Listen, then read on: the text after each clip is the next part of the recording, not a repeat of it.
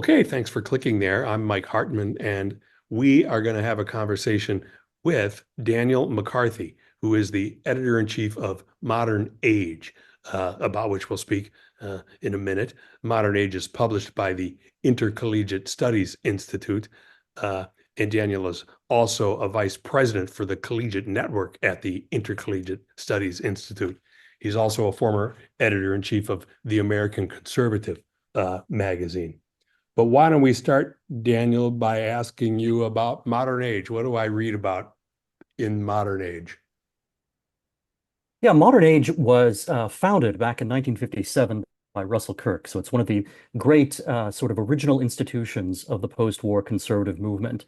And today we continue to follow in Russell Kirk's footsteps and his example by continuing to publish the print version of Modern Age every 3 months. So it's a quarterly publication. But we also, just earlier this year, launched a new daily website, which has material both newly commissioned for the web and also items drawn from our archives going back nearly 70 years, plus material from the most recent print issues as well. And it's a journal of ideas. It's a place where conservative philosophy has to be restated, reinvestigated, redebated by some of the best thinkers, among conservatives and libertarians, sometimes, friends from other parts of the political spectrum. But it's really a place for the cultivation of the sort of highest level of ideas and a broad outlook on Western civilization and American society. So before we get to any implications for philanthropy or giving, what's the state of conservative ideas, conservative treatment of ideas? To what? How is Kirk relevant now? Or it seems as if post 2016, many would see maybe a little bit of a pivot among thinkers on the right. Uh, Maybe you'll tell me no. There's links to the past. What's going on in the conservative intellectual world? Well, I think in the conservative institutional world, which is not exactly as parallels, there is a bit of confusion and anxiety. There really has been ever since 2016, and maybe even a little bit before that as well, where many conservative institutions are sort of questioning the extent to which their mission has succeeded or failed over the last 30 years, basically since the end of the Cold War. And in some ways, Modern Age and other institutions that I'm involved with, whether it's ISI as a whole or whether it's my previous work at the American Conservative magazine, but Modern Age and these other institutions have been somewhat ahead of the curve. We've been asking difficult questions about the state of American families and society, about whether America has gone too far in the direction of, for example, liberal economics, whether that's understood as left liberal or as libertarian liberal. And also, with the American Conservative and to some extent with Modern Age, we've also asked some very tough questions about the aims of U.S. foreign policy and the execution of U.S. foreign policy. So I actually am rather optimistic about this moment, but I understand the anxieties that others have.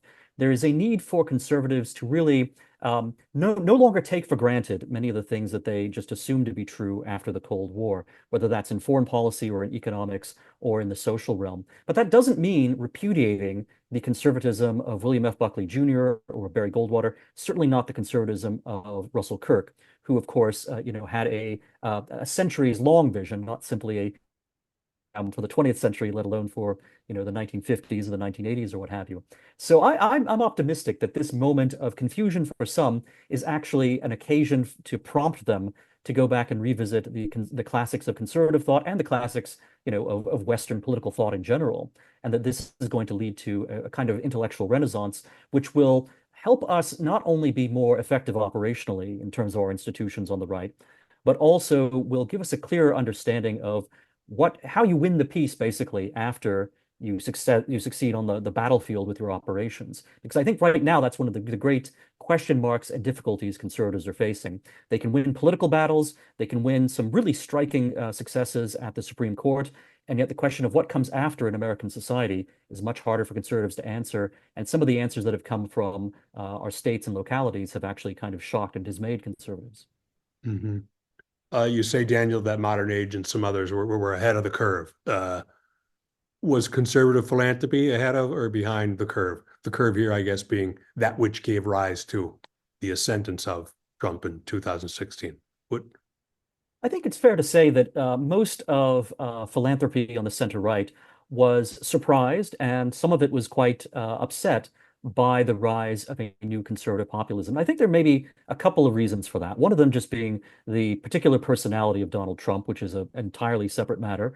Part of it was perhaps a sense that the policy impetus of the new populist tendency on the right was going in the wrong direction. So some of it was a principled objection. But I fear that some of it was also just a sense of um, disappointment that sort of long laid plans that had been put into motion at conservative institutions that had been the recipients of philanthropic support had been derailed, and that in fact, a number of sort of scrappy intellectual entrepreneurs or policy entrepreneurs or political outsiders were finding a momentum that all of these investments in movement conservatism were not producing. So I think there was a certain amount of shock in the conservative philanthropic world. But again, as painful as it is, these are like market signals. You have to have these encounters with failure or surprise in order to really go back and investigate, first of all, not only what you were doing wrong that you could improve on and what you failed to anticipate, but also what you were doing right all along that should not be cast aside simply because you received a surprise in the 2016 election or in 2020 or maybe now in 2024. Yeah. So post after the shock, which was a shock to everybody, or a lot more than just conservative philanthropy.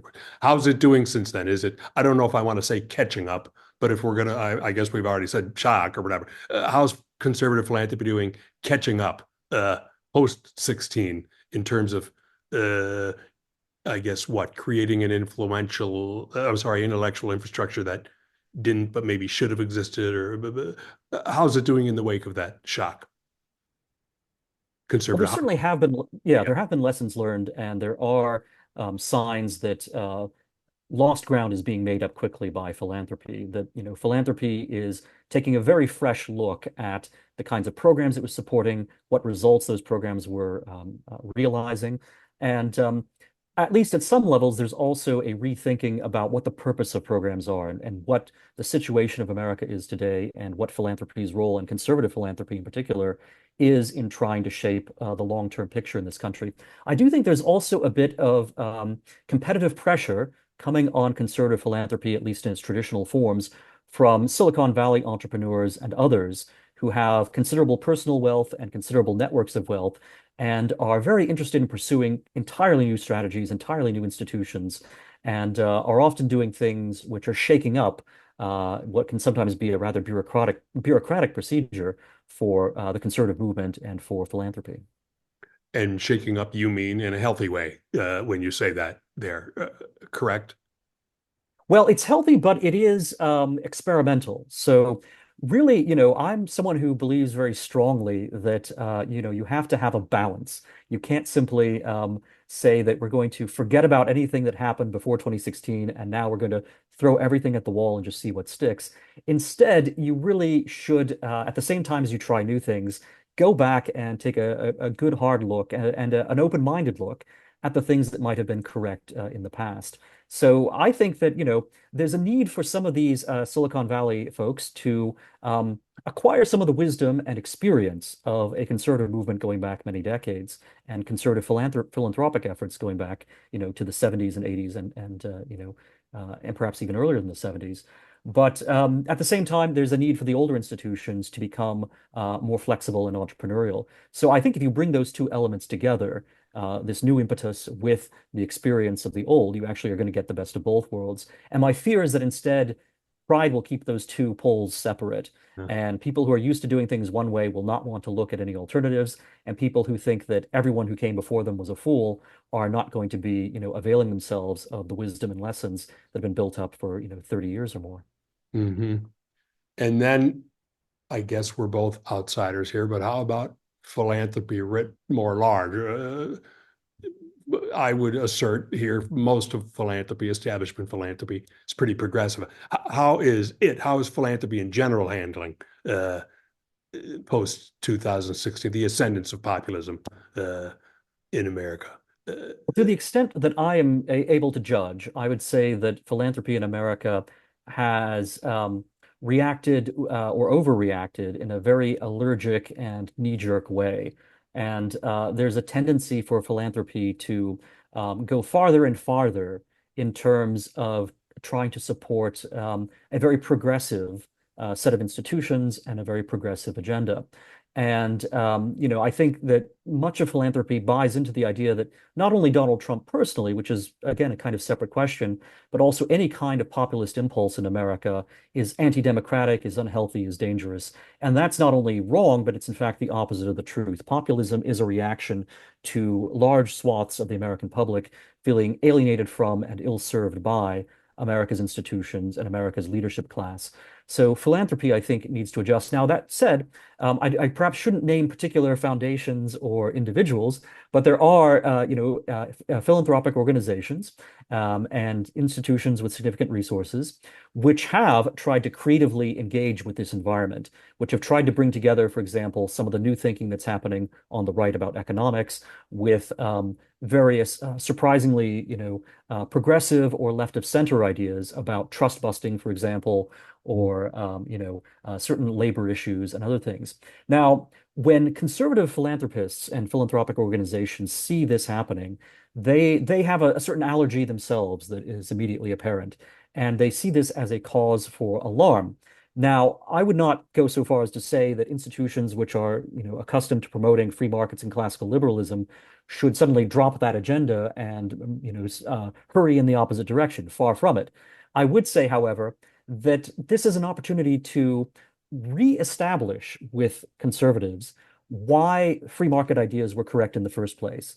And that's something that I hope that, conservative philanthropy will try to do. And not just that, but also say, what does a free market mean in the context of the kind of economy we have today, the kind of workforce we have today, the family structure we have today? These are questions that progressives, I think, have been more have had more impetus to address than conservatives have. Conservatives have said, didn't we answer all these questions back in 1989 or 1990? Why do we have to go back to the drawing board here? Well, it's not that you have to forget the fundamental lessons. It's rather that you have to look at a world that's very different in 2024 and say, okay, how are we going to convert the ideas that we had that maybe were fresh and transformative back in the 70s and 80s, and find a way to make those salient again in the 21st century.